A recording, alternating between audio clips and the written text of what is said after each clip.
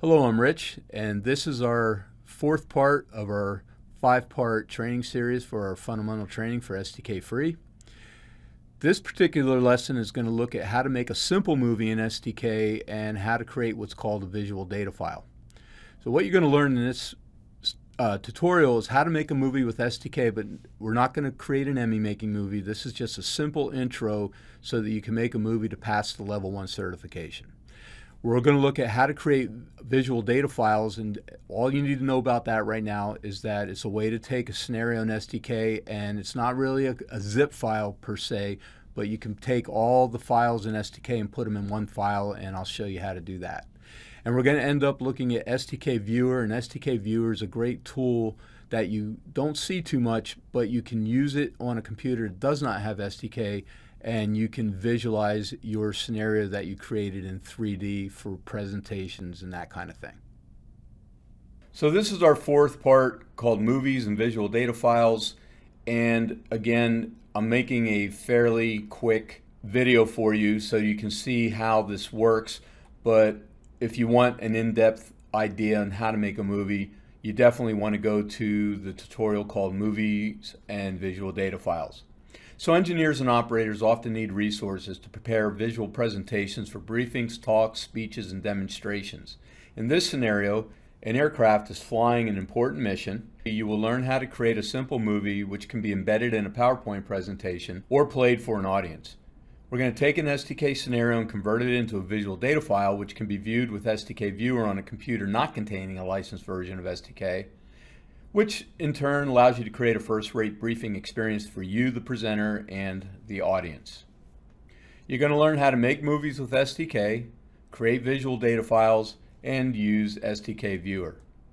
So I've got STK up and running. I'm going to go to the Welcome to STK window and click Create a Scenario. I'm going to call my scenario STK _ movies _ VDFs.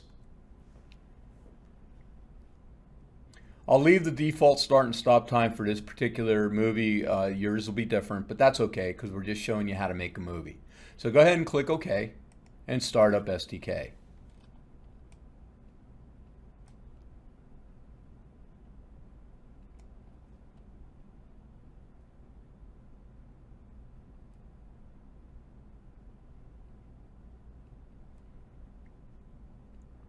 Now, something I forgot to do when I was setting up my scenario, but this is good practice anyway. I've mentioned it in the objects and properties lesson. I want to change the time to a different time because we're going to make a movie in Okinawa, Japan. So let's go over here to the object browser, right click on STK Movies and VDFs, and open up its properties. I'm going to change my analysis start and stop time. I'm going to change this time to 2200. So no matter where you're at or what day you're doing your scenario, change your time to 2200 UTCG. So 22 and again 22.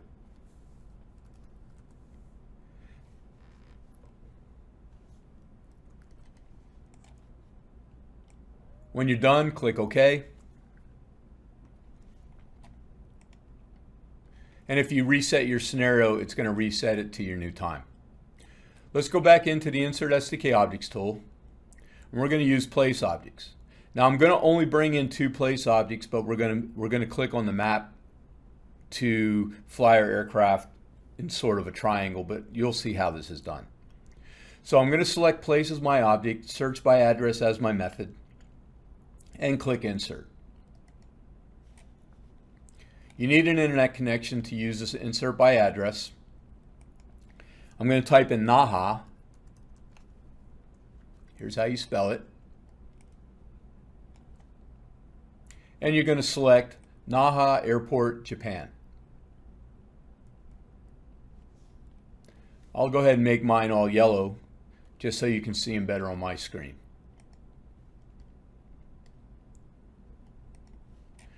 Select Naha Airport, Japan, and click Insert Place. I'm going to go back up here to the field and I'm going to type in Amami. A-M-A-M-I.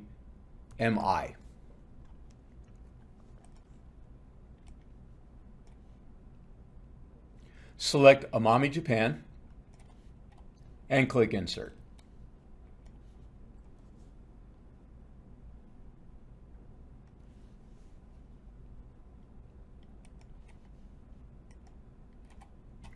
I'm going to close the search by address window. We have everything we need as far as our place objects. Let's open up the 3D graphic Windows properties. So let me go ahead and close this. And by the way, if you haven't done so yet, I'm going to go ahead and save. Click the save icon. You should be pretty good at this by now. All you have to do is click save when the save as window opens up and you have a unique folder. So I'm going to open up the properties for my 3D window. So I'm going to click on the properties icon in the toolbar for my 3D graphic window. And I'm going to come over here to the right and I'm going to go to the label declutter frame and turn on enable. Turn that on. This is going to pop the labels up for all my objects on the ground and get them out of the terrain. And that's what I want. I'm going to click OK and accept my change. And you'll see how this works in a minute. Let's go back into the Insert STK Objects tool. Select Aircraft as your object. Insert Default as your method. And click Insert.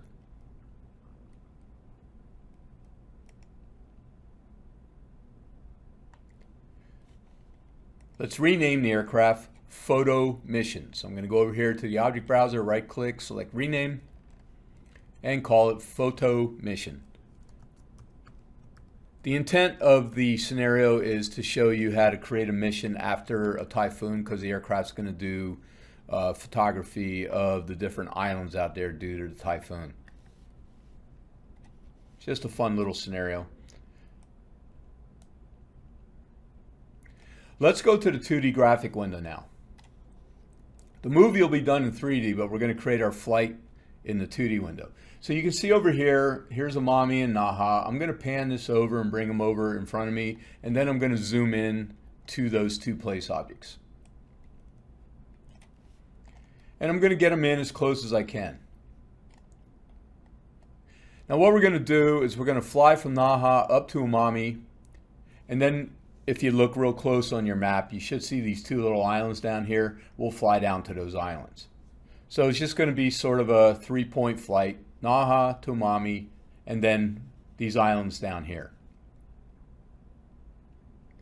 When we want to fly to Amami, I don't really care about Naha being precise, but we want to get Amami as precise as possible. You're going to go to this place object here on your 2D graphic window, and this little symbol for the place object, and what you're going to do is you're going to try to click as close as you can to this little point right here. So let's go ahead and open up the properties of Photo Mission. So I'm going to go over here and right click on Photo Mission, select Properties.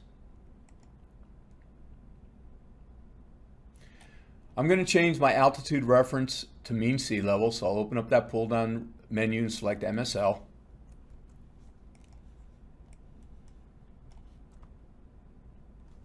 Go back to your 2D graphic window by clicking on the tab. Remember, if you click on the map, you're going to create waypoints, so be careful here.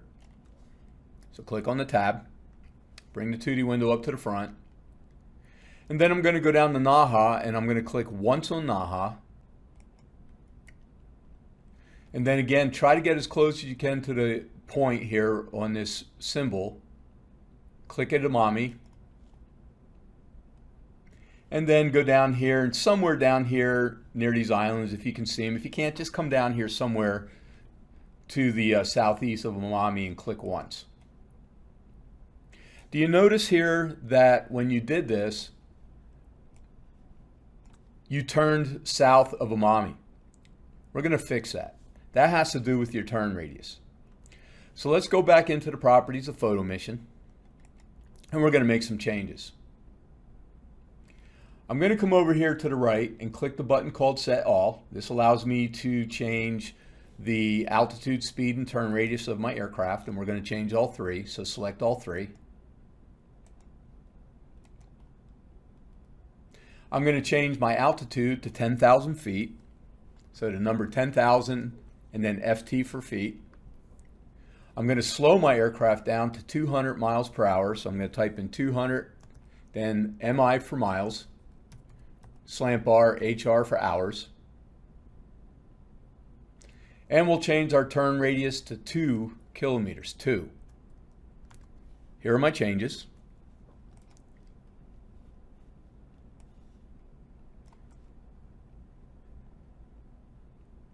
Go ahead and click OK. And click Apply. Let's go back and look at our 2D graphic window. So I'll click on the 2D graphic tab. And you can see now that you moved that turn back up closer to where you originally clicked. It doesn't need to be perfect. Again, this is just practice.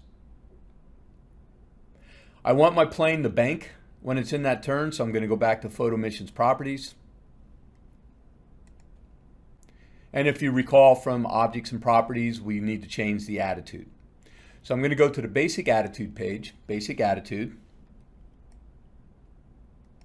And let's go ahead and go to the Basic Type, open up the pull-down menu, and change Coordinated Turn. Click Apply, and that'll bank the aircraft when it's over Amami. The next thing I need to do is I want to change the aircraft model type. So let's go to the 3D Graphics Model page, 3D Graphics Model. Up at the top where it says Model Show, underneath it there's a radio button for model file. The current model is an aircraft.glb type of graphic model. Let's click on the button with the 3 dots, the ellipsis button. And the aircraft that we're going to use in this particular movie is going to be the commuter. So I'm going to select commuter.mdl. The other model type you might see in here is the .dae. We got Collada miles, the GLB models, and the MDL models. The GLB being the most up to date. Now, if I had my say on this, I would pick the rivet joint, RC-135 rivet joint, because that's what real Air Force heroes fly on, but we'll use the commuter. Let's go ahead and click Open. And then we'll go ahead and click Apply. So when you make movies in STK, sometimes you might want to clean things up. You want to prepare the scene. So to do this, I'm going to go up to the 2D graphic attributes. And if you recall, anything I change in 2D graphics attributes will also be applied to 3D. Over on the right, you're going to see a frame called Inheritable Settings. Turn off Inherit from Scenario. Now I'm going to turn off Label, Route, and Route Marker. So I'm only making these changes to the aircraft, but I'm not making changes to other objects in the scenario. I could do this at the scenario level and then it would change it for everything, but I'm just trying to show you how you can do it at a specific object level. Go ahead and click Apply, and now you'll just see the aircraft and not the flight route and the point for the aircraft. Next, we're going to start setting up for our scene. So what I'm going to do is go back to the basic route page, and we're going to make our movie at waypoint 2. So I'm going to come down here to the second waypoint, and I'm going to go over to the time cell, and I'm going to click inside that time cell so I can copy it. I'm going to do a Control-C to copy. And then I'm going to come up here to the animation toolbar where it says current scenario time. I'm going to click in there and I'm going to do a Control-V to paste. Go ahead and click your enter key and it's going to jump your scenario to that time. It's a good idea when you're doing a movie like with an aircraft or a ship or a ground vehicle, something you want to slow down. It's probably better to come back up here to these 3 clocks. Right now we're on normal animation mode, and change it to X real-time animation mode, X real-time. This way the aircraft will fly nice and slow at its real speed. I'm going to go ahead and click OK and close my properties. Bring your 3D graphic window to the front. And let's zoom to the aircraft. So I'm going to go over to the object browser, right click on photo mission and select zoom to. Give it a chance to render. So you can see my aircraft is right here at Amami. There's Amami, Japan. And if you can't see it exactly the same way I see it, don't worry about it. Just find a view that you like. Because this is where the aircraft's going to be halfway through your movie. So maybe you want to be able to see the aircraft and see Amami underneath it. Just get it set up the way you like it, because that right there is what it's going to look like halfway through your movie.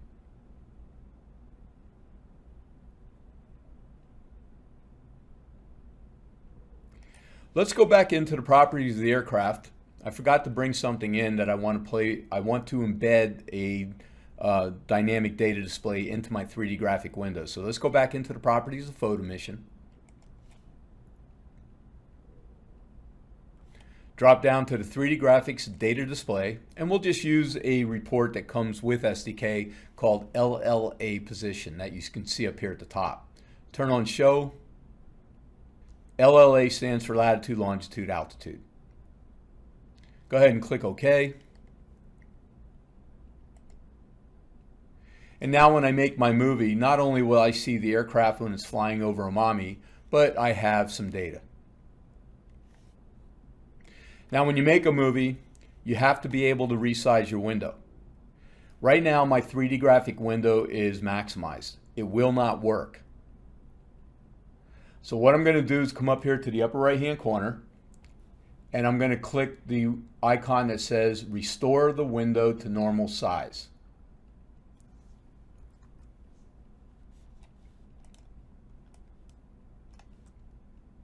Go ahead and click that, and what that'll do now is it gives you a window that can be manipulated, can be resized. Now what we want to do is we want to start our movie 10 seconds before I'm over Amami, and I want to end my movie 10 seconds after I pass over Amami. So I'm making a 20-second long movie. To make this easy, what I'm going to do is create a stored view 10 seconds before this time that I currently am at. But I'm going to round it. So you can see in my window, yours might be different because we all click different. We have a different day. Don't worry about it. I'm looking at the seconds. Right now, I'm at 22:55:55. I'm going to change my seconds to 45.000. So whatever time you have, you're going to subtract 10 seconds and kind of round it to the nearest integer. So I'm going to go ahead and change this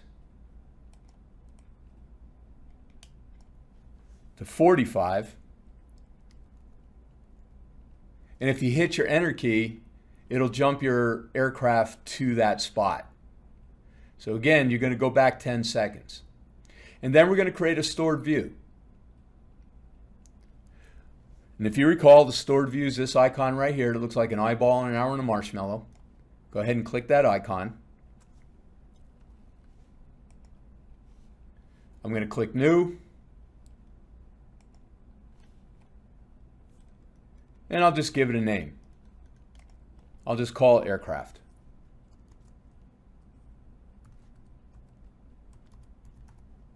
Just to give it a name. I'm going to click OK, and now what this will allow me to do is when I want to set things up for my movie, I can jump right to this spot. Ensure you're on X real-time animation mode. That's important. And now we're ready to turn on the movie timeline plugin. There's multiple ways to make movies. You can use the plugin, you can use the 3D graphic window properties. We'll use the plugin to make it easy. I'm going to go up here to the toolbar area, right click, somewhere in here where the toolbars are, and select the movie timeline.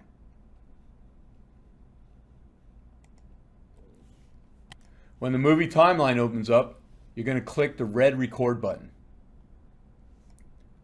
This is going to open up the movie wizard. I'm going to move it over here away from my 3D window so I can see what's going on. When the movie wizard opens up, you'll notice it defaults to file name and format. That's a great place to start. As we walk down through this, you won't forget to do important steps. The first step is tell it where you want to save the movie. So I'm going to click Save As.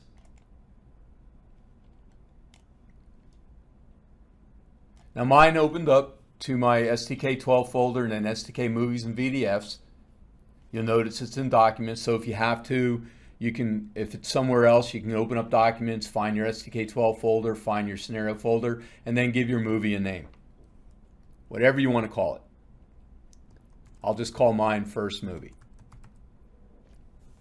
I'm not going to change anything else. Click Save. We're going to use the H.264 format and click Next. You can make a movie of your 2D window or your 3D window, but not simultaneously. We're making a movie of our 3D graphic window, so click Next. This is where we're going to resize the window. Now there's a lot of different ways to do this. I've found that using the preset called Large is perfect for a PowerPoint presentation. So that's what I'll use. But you don't have to. That just happens to be what I'm going to use. So I'm going to come up here to Preset, open up the pull-down menu, and select Large. And you'll notice it sets it to a setting of 640 by 480, and you can see how it reset my window size. That's why we had to restore the window to normal size in order to be able to reshape that window. Click Next. We don't have a path or anything that we made, so we're just going to use the current view that we have in this window. Again, once you have this set up and you have your 3D window set up, when we start the recording process, you don't want to ever touch your 3D window again. So make sure you're happy with your view at this point. I'm just going to leave it go. You can always go back and play with it again and create another movie. So I'm just going to select None. We're not going to use any views other than what I have here in my 3D window and click Next. If you haven't listened to anything I said up to this point, you really should listen to me now. When we get to the time and length, the first thing you're going to do is, before you even think about anything else, is uncheck this black lock. If you don't, and you go and manipulate your movie playback length or you manipulate your step size, you're going to really throw off all these values. So by unlocking this, you can manipulate everything in here individually. What I'm going to do is I'm going to go up here in the animation toolbar to the current scenario time that I have in the animation toolbar. This is when I'm going to start my movie. I'm going to click in there, do a Control-C and copy that time. And then I'm going to come down to the movie time range, and I'm going to highlight the start time and paste that time in here. That's what time I want to create my movie. Next, I'm going to come up here to the movie playback length. We're going to create a 20-second movie. So I'm going to come in here and highlight everything in this cell and type in the number 20. When I hit my tab key, it's going to change it to 20 seconds. And if you look down here in the movie time range, your end time now should be 20 seconds after your start time, which mine is. Once you do that, turn the lock back on and lock that up. Again, you can come back and do it again, and all the steps are in the tutorial. I'm going to click Next. And now it's going to ask me about anti-aliasing, record image quality, and estimated file size. I'm not going to make any changes here, but if you look at it, anti-aliasing, when you look at the pixels in your 3D graphic window, sometimes they look like a saw is what they look like to me. You can gray that out a little bit by using anti-aliasing. You have multiple selections, we'll just keep it a 3x3. It doesn't add any size to the movie, it just makes it longer to record, depending on how crazy you're going with your time. We'll just keep it a high quality. You have multiple selections in here. The higher the quality, the bigger the movie's going to be as far as the estimated size. Leave that alone. I'm going to leave the movie length to 20 seconds. You can see approximately how big your movie is going to be. Click Next. Finally, you can double check everything. You can always go back and change. It's not going to hurt anything. Just double check that you're happy with all your settings. 3D window, 20 seconds long. I got the correct format. I don't really care about the estimated size and where my movie's being stored. If you're happy with it the way I am, I'm going to go down and click the button that says Begin Record. Hands off. Sit back and let it do its thing. This is how easy it is to record a simple movie, and these are pretty much the exact steps you'll use in the Level 1 certification, which seems to be one of the harder things for people to do.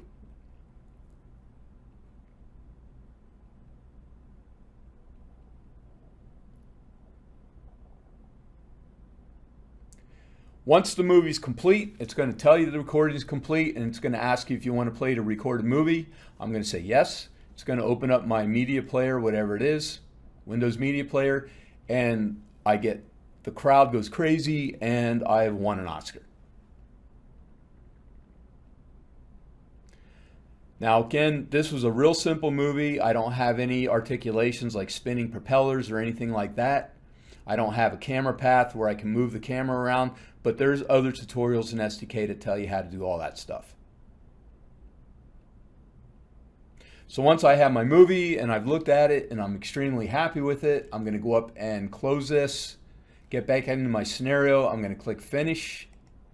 And before we create our VDF, which is the last thing we'll do here, we want to put our scenario back to the original start and stop time as far as the animation is concerned. You'll see what I mean here. So I'm going to go back over here to the object browser. I'm going to right click on STK movies and VDFs and open up my scenario objects properties. When you set that stored view and then you went into the movie wizard and you set up what time you wanted that movie to start and what time you wanted that movie to end, it came in here and it turned off use analysis start time and use analysis stop time for the animation frame, and it set that 20-second period right here. So analytically, I still have a 24-hour scenario, but visually I'm stuck at this 20-second frame. What you need to do, and it's a lot of people forget to do this, it's not a big deal. I mean, analytically you're still good, but the smart thing to do is to come in here and simply check these two boxes, turn these back on. And this resets your animation to match your analysis period. Go ahead and click OK. And now if you reset your scenario, your aircraft's going to be back over Naha. Next thing we'll do is we're going to save this as a visual data file. Now if you look at my screen, I just want to show you real quick what we're looking at here. I'm going to bring up my file structure here and just look at mine. If I go to STK 12 and I open up my STK movies and VDFs folder, all of these files are what STK is using right now to create my scenario. What I'm going to do is create a VDF, and what that VDF is going to do, it's going to take all these folders and put them into one folder. You can send that, you can email it to somebody that doesn't have STK, but they've put STK Viewer on a computer, and they can open that VDF and view the 3D graphic properties or the 3D graphic view of your scenario. Also, any reports and graphs that you've made, they can see. Let's create a quick report. I'm going to go over here to Photo Mission. I'm going to right click on Photo Mission. I'm going to select Report and Graph Manager.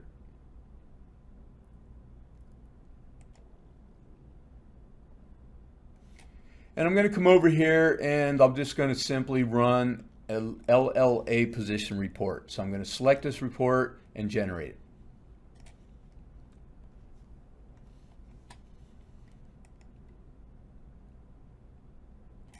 I'm going to go up to the toolbar and click Save as Quick Report. I'm going to close the report. and I'm going to close the Report and Graph Manager. Now I'm ready to save my VDF. So I'm going to go up to the File menu of STK, open up File, and you'll select VDF Setup. VDF Setup. In order to keep this small, we're going to go up here and turn on Exclude Install Files. Go ahead and turn that on. And you're going to get a question. Any reports you have in here, you're going to see this question. So if you have 10 reports, you're going to have to keep clicking yes. It's going to stay here. So you can see my LLA position report in there. So all I did, the only thing I did in here is turn on Exclude Install Files. If you had other things that you wanted to bring along with it, like text files or CSV files, you could come down here and copy scenario folder contents, and then it would ask you which files do you want to bring along. I'm just going to go down and click Create VDF. So go ahead and click Create VDF. I'm still in my scenario folder.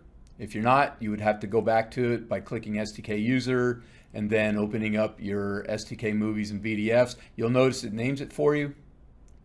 All you have to do is click Save. When it's done, it closes. I'm going to minimize STK. And when I get back out on my desktop, I'm going to locate that STK Viewer icon. Go ahead and double click on that.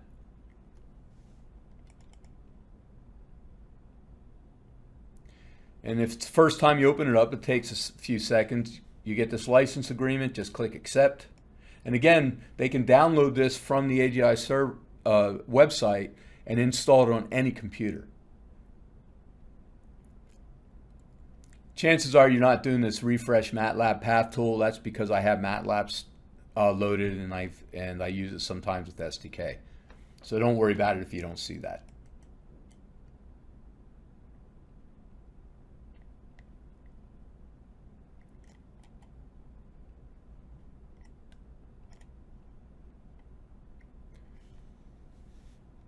Once Viewer opens up, you'll see it looks similar to STK. I'm going to go up here into the upper left-hand corner and I'm going to click the Open folder.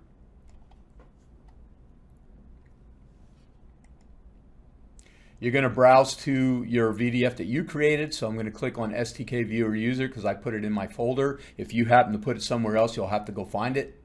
There's my STK movies and VDFs, and there's that VDF that I created. I'm going to select it, click Open.